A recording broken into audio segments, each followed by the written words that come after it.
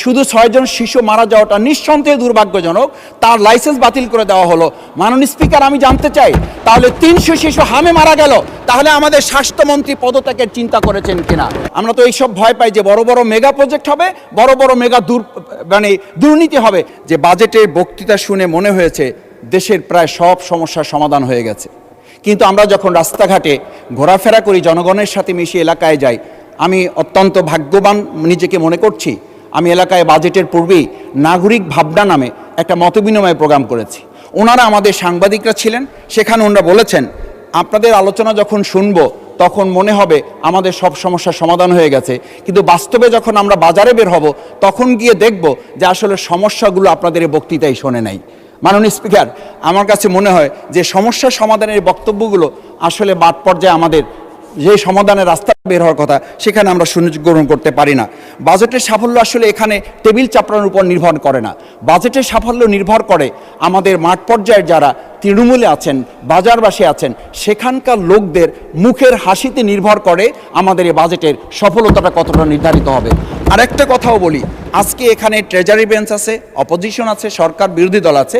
বাজেটে দুটো শব্দ ব্যবহার করা হয়, একটা হচ্ছে জনবিরোধী বাজেট আর একটা হচ্ছে জনমুখী বাজেট বা জনগণের পক্ষের বাজেট। এই দুটো কথার সাথে আমরা যখন দুই পক্ষ হয়ে বসি, আসলে এই অধিবেশন থেকে বের হয়ে আমরা যখন বাজারে যাই তখন জনবান্ধব এবং জনবিরোধী থাকে না, তখন দুই পক্ষেরই একসাথে একটা প্রশ্ন তৈরি হয় আসলে বাজারে মূল্য বৃদ্ধি হয়েছে কেন।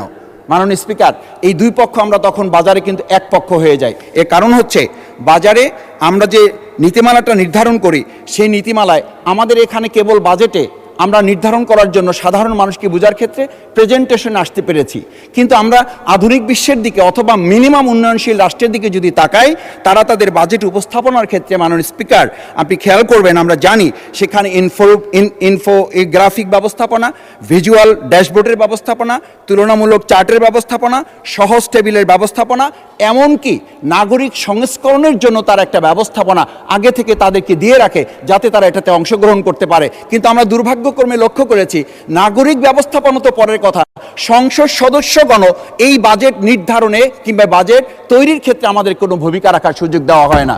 মাননীয় স্পিকার, সুতরাং আমি আপনার কাছে মাধ্যমে দুটো বিষয় উল্লেখ করতে চাই। একটি হচ্ছে আজকে আমরা লক্ষ্য করি স্বাস্থ্য ব্যবস্থাপনায় আমাদের বাজেটের কিছুটা বরাদ্দ দেওয়া হয়েছে, শিক্ষায় করা হয়েছে। আমি ধন্যবাদ জানাতে চাই যে মাননীয় বিরোধী দলীয় নেতা আমাদের রাষ্ট্রপতির ভাষণে দুটো বিষয় উল্লেখ করেছিলেন। মাননীয় সংসদ দলের নেতা এই দুটো বিষয়কেই বলেছিলেন অগ্রাধিকার ভিত্তিতে দেওয়া হবে। দেওয়া হয়েছে ঠিকই, কিন্তু আমি একই সাথে লক্ষ্য করছি যে স্বাস্থ্যসেবায় যতটুকু না বরাদ্দ দেওয়া হয়েছে, ঠিক মানবিক একটি হাসপাতাল যেখানে 700টা বেডের মধ্যে 180টা বেডকে ফ্রি করে রাখা হয়েছে, যেখানে গড়ে প্রতিদিন 23 জন নর্মাল ডেলিভারি ব্যবস্থা করা হয়, যেখানে প্রায় অসংখ্য হাজার মানুষকে প্রতিদিন বিনামূল্যে তাদের রোগী এবং অ্যাটেন্ডেন্টকে খাবারের ব্যবস্থা করে দেওয়া হয়। এরকম একটা হাসপাতালকে শুধু 6 জন শিশু মারা যাওয়াটা নিঃসন্দেহে দুর্ভাগ্যজনক। তার লাইসেন্স বাতিল করে দেওয়া হলো। মাননীয় স্পিকার, আমি জানতে চাই, তাহলে 300 শিশু হামে মারা গেল, তাহলে আমাদের স্বাস্থ্যমন্ত্রী পদত্যাগের চিন্তা করেছেন কিনা? আমরা স্পষ্ট করি এটা কারণে একটা মানবিক হাসপাতাল, সেখানে এখন প্রায় 1000 খানেক ছাত্র আছে। আমরা অত্যন্ত দুর্ভাগ্যবশত লক্ষ্য করছি যেখানে বহির্বিশ্বের সাথে আমাদের সম্পর্কের এটা একটা মাধ্যম, সেখানে প্রায় 247 জন বিদেশি ছাত্রছাত্রী শিক্ষার্থীরা আছেন, তারা দাঁড়ে দাঁড়ে ঘুরছেন। এটা বাংলাদেশের সম্পর্কে ধারণা ভালো হচ্ছে না, বিদেশে আমাদের সম্পর্কে মেসেজ ভালো যাচ্ছে না, এমনকি তারা দেখা করার সুযোগ পর্যন্ত পাচ্ছে না। সচিব মহোদয় সুযোগ দিচ্ছেন না, ডিজি মহোদয়ের কাছে সুযোগ পাওয়া যাচ্ছে না, স্বাস্থ্যমন্ত্রী সুযোগ দিচ্ছে না। এই শিক্ষার্থীদের কোথায় গিয়ে তারা দাঁড়াবে, সেই জায়গাগুলো আমাদের নির্ধারণ করা উচিত। আমরা শিক্ষার ব্যাপারে বলেছি, শিক্ষা আমরা অগ্রাধিকার নির্ধারণ করেছি। কি নির্ধারণ করেছি? শিক্ষায় আমরা যেটা নির্ধারণ করেছি 511 কোটি টাকা নির্ধারিত থাকা উচিত সেখানে আমাদের নিয়মিত এই সমস্ত ব্যয় বরাদ্দ নির্ধারণ করার জন্য।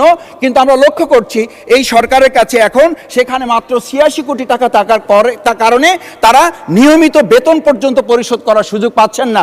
তাহলে আমরা অগ্রাধিকার ভিত্তিতে এগিয়ে যাচ্ছি নাকি আমরা চিংড়ি মাছের মতো লাভ দিচ্ছি কিন্তু পিছনের দিকে যাচ্ছি? মাননীয় স্পিকার, সেটা আমাদেরকে ভাবতে হবে। সেই জায়গাটা আমরা শিক্ষামন্ত্রী মহোদয়ের দৃষ্টি আকর্ষণ করি, উনি নাই। উনি বলেছিলেন আমরা মাননীয় প্রধানমন্ত্রীর কাছে 5% কথা বলেছি, 5% কথা বলেছি। উনি আমাদেরকে 3% আশ্বস্ত করেছেন, আমরা এইবার হয়তো 2% পাবো। এই যে আমরা কচ্ছপ গতিতে আগানোর প্রক্রিয়া, এই প্রক্রিয়াটা আসলে বাস্তবে আমরা কতখানি এটা নির্ধারণ করতে সক্ষম হব। মাননীয় স্পিকার, আরেকটি বিষয় আমি আপনার সামনে স্পষ্ট করে একটু উল্লেখ করতে চাই।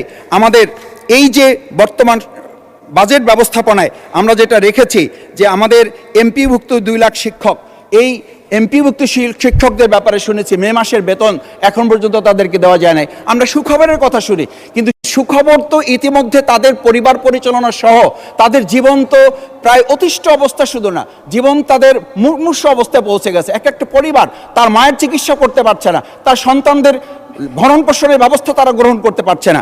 সেই জায়গাগুলো আমার বোধহয় আমাদের বাজেটে যেভাবে আলোচনা হওয়ার কথা ছিল সেই আলোচনাটা আমরা নিতে পারি নাই। মাননীয় স্পিকার, আমি এবার আমার দক্ষিণ অঞ্চলের কয়েকটা বিষয় আপনার মাধ্যমে উপস্থাপন করতে চাই। আমাদের বাজেটে যেটা একেবারেই গ্যাপ হয়েছে বলে মনে হয়েছে, আমরা বিগত সরকারের সময় শুনেছি আমাদের পদ্মা সেতু হয়েছে, হোক 15,000 কোটি টাকার সেতু, আমাদের অন্তত 45,000 কোটিতে হয়েছে, এরকম আর দুর্ভাগ্যজনক পরিস্থিতি।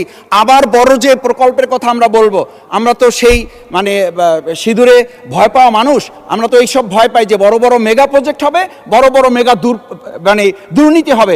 সেই জায়গাটা থেকে আজকে আমি বলবো যে আমাদের 6 লেনের যে মহাসড়কের এই পদ্মা সেতুকে যদি বাস্তবায়ন করতে হয়, এটা যদি আমাদের অর্থবহ করতে হয়, এই অর্থবহ জন্য আমাদের পটুয়াখালী পর্যন্ত, আমরা কক্সবাজারের কথা জানি, আমি এই সুযোগে মাননীয় সংসদ সদস্যবৃন্দকে আমাদের কুয়াকাটা আমন্ত্রণ জানিয়ে রাখলাম। মাননীয় স্পিকার, আসবেন, দেখবেন যে আমাদের আজকে গাড়ির চাপ ভাঙা পার হওয়ার পর, ভাঙা পর্যন্ত মনে হয় আমরা মালয়েশিয়ায় আছি, ভাঙা পর্যন্ত মনে হয় আমরা সিঙ্গাপুরে আছি, সিঙ্গাপুর পার হওয়ার পরেই মনে হয় আমরা এখন আমাদের গ্রামের সবচেয়ে অজপরগায়ের একটা রাস্তা। সেই জায়গায় আমি মনে করি যে আমাদের এই 6 লেনের রাস্তা নির্ধারণ হওয়া, ট্রেন সংযোগ হওয়া এবং আমাদের কুয়াকাটা পর্যটন কেন্দ্র খাতকে যদি অর্থবহ করতে হয় সেই জায়গাটি আমাদের নির্ধারণ করে নেওয়া। মাননীয় স্পিকার, আমাদের এই বাজেটের মধ্যে আমরা যদি একটি জিনিস লক্ষ্য করি তা হচ্ছে আমাদের এই পর্যটন খাতের পাশাপাশি আমাদের পায়রা পোর্ট অত্যন্ত আর্থিক ব্যবস্থাপনার জায়গায় গুরুত্বপূর্ণ একটি খাত।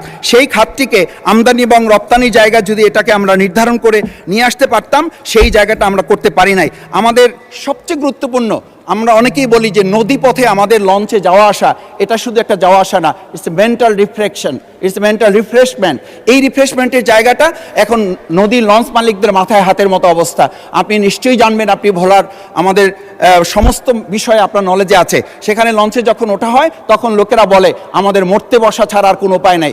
একই সাথে নদীর নাব্যতা নেই, একই সাথে নিয়মিত ড্রেজিংয়ের কোনো ব্যবস্থা নাই। এই খাতে আমি খোঁজাখুঁজির চেষ্টা করেছি, আমার চোখে পড়ে নাই আমরা কোনো বাজেট রাখতে পারছি না।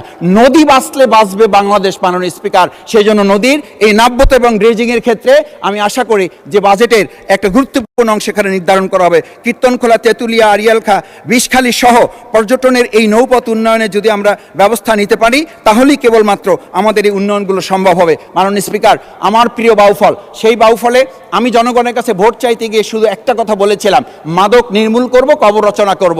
দুর্ভাগ্যজনক, কবর রচনা করার তো পরের কথা, আমরা মাদকের হাতি দিতে পারি নাই, বরং বলা হয়ে থাকে প্রশাসনে সেই পুলিশ অফিসারদেরকে পর্যন্ত ট্রান্সফার করা হচ্ছে যে তারা যারা শুধু এতটুকু বলেছেন যে ধরতে লাগে 7 দিন, তাদেরকে গ্রেপ্তার করে জেলখানায় পাঠানোর পর বের হয়ে আসতে লাগে 3 দিন।